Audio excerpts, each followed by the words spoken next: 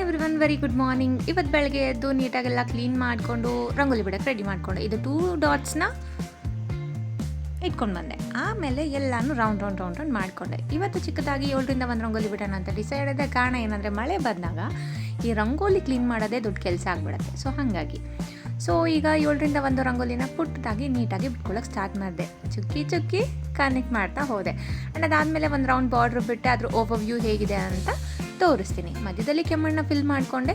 Looking cute ಅಂತ ಅನ್ನಿಸ್ತು. And ಇದು ಅದ್ರ ಓವರ್ವ್ಯೂ ಆಗಿತ್ತು. ಆಮೇಲೆ ತುಳಸಿ ಕಟ್ಟೆ ಹತ್ರ ಬಂದೆ.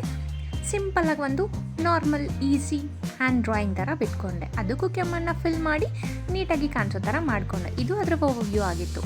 ಆ್ಯಂಡ್ ಅದಾದಮೇಲೆ ಬಂದು ಜರ್ನಲ್ ಬರೆಯೋಕ್ಕೆ ಸ್ಟಾರ್ಟ್ ಮಾಡಿ. ಇವತ್ತು ಸ್ವಲ್ಪ patience level and stress level ಕಮ್ಮಿ ಮಾಡ್ಕೊಳ್ಬೇಕು ಅಂತ ಬರಿತಾ ಇದ್ದೆ. ಕಾರಣ ಇವತ್ತು ಸ್ವಲ್ಪ ಕೆಲಸ ಜಾಸ್ತಿ ಇತ್ತು. ನಾನು ಹೆಂಗೆ ಹ್ಯಾಂಡಲ್ ಮಾಡಬೇಕು ಅದನ್ನು ಅಂತ ಬರ್ಕೊಳ್ತಾ ಇದ್ದೆ.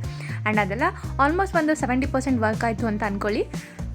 ಮಿಕ್ಕಿದ್ದು ಬಿಗ್ ನೋ.